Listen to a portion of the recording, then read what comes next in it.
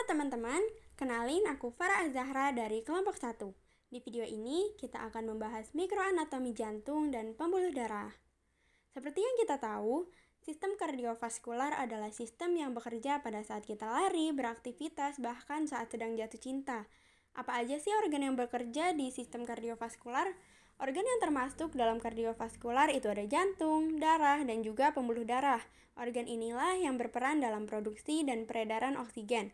Nah, topik yang akan kita bahas itu ada jantung, fungsi jantung, lapisan jantung, ruang-ruang jantung, katup jantung, pembuluh darah vena dan arteri, peredaran sistol dan juga diastol. Wah, ternyata materinya banyak juga ya. Tapi tenang aja, materinya seru kok. Yuk kita simak penjelasannya satu persatu. Yuk kita mulai. Jantung itu apa sih? Jantung itu merupakan salah satu organ tubuh yang memiliki fungsi sangat penting terutama untuk manusia. Jantung terletak di belakang sternum pada rongga mediastinum, di antara kostae kedua dan keenam. Nah, mediastinum itu kompartemen pada bagian tengah rongga toraks di antara dua rongga paru. Mediastinum sendiri yaitu struktur yang dinamis lunak yang digerakkan oleh struktur-struktur yang terdapat di dalam jantung. Ukuran jantung kita itu seberapa sih? Nah, ukuran jantung kita itu sekitar 1 kepalan tangan. Beratnya itu kira-kira 200-450 gram. Setiap hari, jantung itu mampu memompa sampai dengan 1000 kali dan dapat memompa darah sampai dengan 7.500 liter. Wah, keren banget ya. Sekarang kita masuk ke fungsi jantung ya. Jantung itu dapat mengalirkan darah yang berisikan oksigen dan juga berisikan nutrisi yang diperlukan oleh tubuh. Lapisan jantung. Nah, jantung itu terdiri dari beberapa lapisan loh. Lapisan ini juga memiliki fungsinya masing-masing. Ada epikardium, yaitu lapisan terluar. Terus ada miokardium, lapisan yang di tengah-tengah, dan juga ada endokardium, lapisan yang paling dalam. Seperti yang kita sebut tadi, epikardium itu merupakan lapisan visceral perikardium serosa yang disusun oleh mesotelium dan jaringan ikat lunak, sehingga tekstur permukaan luar jantung terlihat lunak dan licin.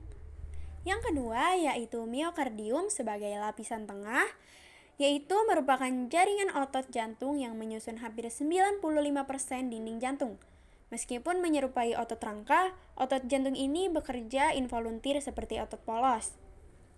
Dan yang terakhir ada endokardium sebagai lapisan dalam, yaitu lapisan tipis endotelium yang menutupi lapisan tipis jaringan ikat dan memukus katup jantung. Kita lanjut ya ke ruang-ruang jantung. Nah, ruang jantung itu ada 4, ada atrium kiri, ventrikel kiri, atrium kanan, dan juga ventrikel kanan. Kita mulai dari atrium kanan ya. Nah, atrium kanan itu terletak di dalam bagian superior kanan jantung. Berfungsi sebagai tempat penampungan darah yang rendah oksigen dari seluruh tubuh. Nah, kita masuk ke atrium kiri. Atrium kiri itu terletak di superior kiri jantung. Dia berfungsi sebagai penerima darah yang kaya oksigen dari kedua paru melalui 4 buah vena pulmonalis. Ruang ketiga yaitu ventrikel kanan.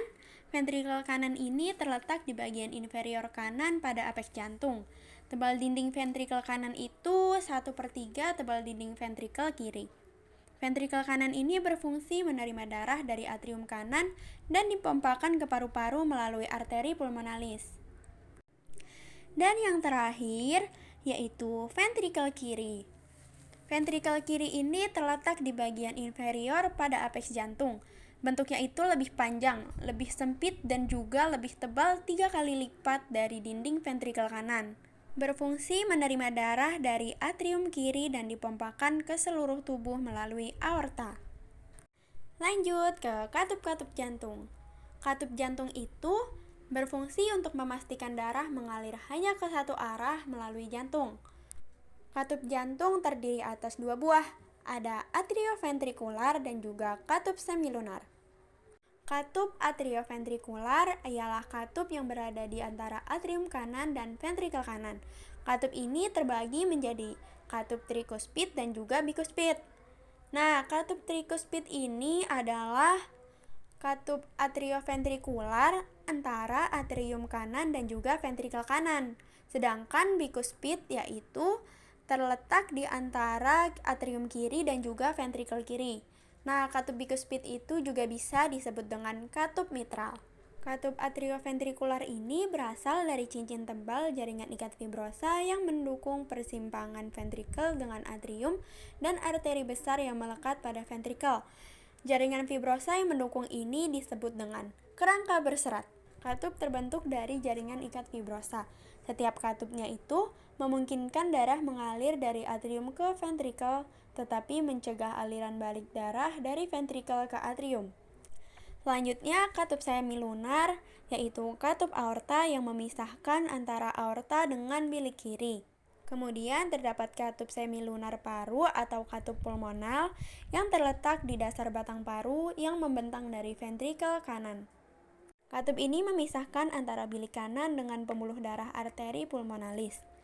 Nah, ingat kan, jadi katup-katup jantung itu ada 4, teman-teman.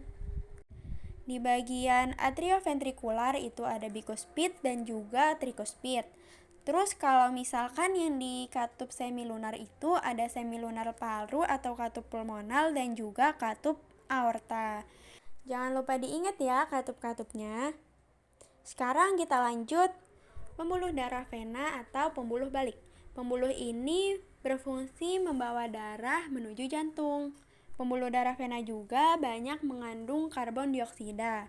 Nah, letak pembuluh darah vena itu di mana? Letaknya itu di dekat pembuluh tubuh yang tampak kebiru-biruan. Dinding pembuluh pada vena ini tipis dan juga nggak elastis. Dia ini punya katup yang berpasangan di sepanjang pembuluh. Katup ini tuh berfungsi untuk menjaga tekanan darah dan juga aliran darah. Sekarang kita masuk ke jenis-jenis pembuluh darah vena. Nah, yang pertama itu ada vena pulmonalis. Jadi, vena pulmonalis ini membawa aliran darah yang mengandung oksigen dari paru-paru ke jantung di bagian atrium kiri. Fungsi dari vena pulmonalis ini membawa darah yang mengandung oksigen untuk balik ke jantung, kemudian darah diedarkan ke seluruh tubuh manusia. Selanjutnya yaitu ada vena cava superior dan juga vena cava inferior. Kalau misalkan vena cava inferior itu berfungsi untuk membawa darah yang berasal dari bagian bawah menuju ke atrium bagian kanan jantung. Jadi kalau misalkan kita dengar vena cava inferior, oh berarti dia ada di bawah ya. Sekarang yang superior berarti dia terletak di bagian atas jantung. Jadi dia tuh membawa darah dari bagian tubuh yang atas. Selanjutnya pembuluh darah yang kedua yaitu arteri. Nah, arteri itu apa sih? Nah, di sini kita bakal ngebahas pembuluh arteri itu apa sih? Terus gimana karakteristik struktur dan mekanisme kerjanya? Yuk kita bahas. Jadi, arteri itu merupakan pembuluh nadi yang bertugas untuk mengalirkan darah beroksigen tinggi dari jantung ke kapiler dalam jaringan tubuh. Arteri juga bercabang-cabang dan ukurannya menjadi semakin mengecil. Arteri yang paling kecil itu disebut arteriol. Pembuluh darah arteri ini dipengaruhi oleh kerja saraf simpatis dan juga saraf parasimpatis. Arteri ini, terutama arteriol, memainkan peran penting dalam mengendalikan aliran darah dan tekanan darah.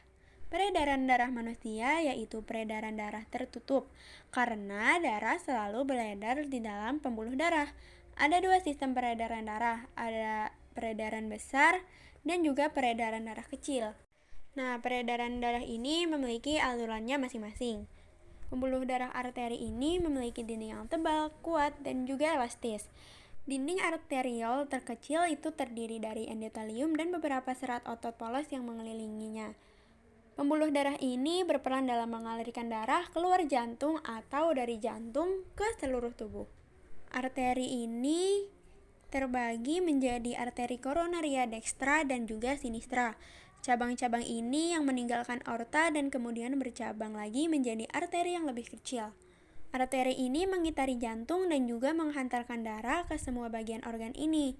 Nah, aliran darah kecil ini memompa darah dari jantung menuju paru-paru kemudian kembali ke jantung. Sedangkan peredaran darah besar memompa darah dari jantung ke seluruh tubuh kemudian kembali ke jantung.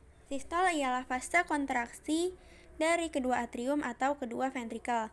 Sedangkan diastole adalah fase relaksasi dari atrium atau ventrikel. Sistole yang normal itu bernilai 120, sedangkan diastole yang normal itu bernilai 80. Nah, sekian nih teman-teman materi yang kita sampaikan di video ini. Semoga video ini dapat membantu teman-teman dalam belajar ya. Dadah semuanya, makasih.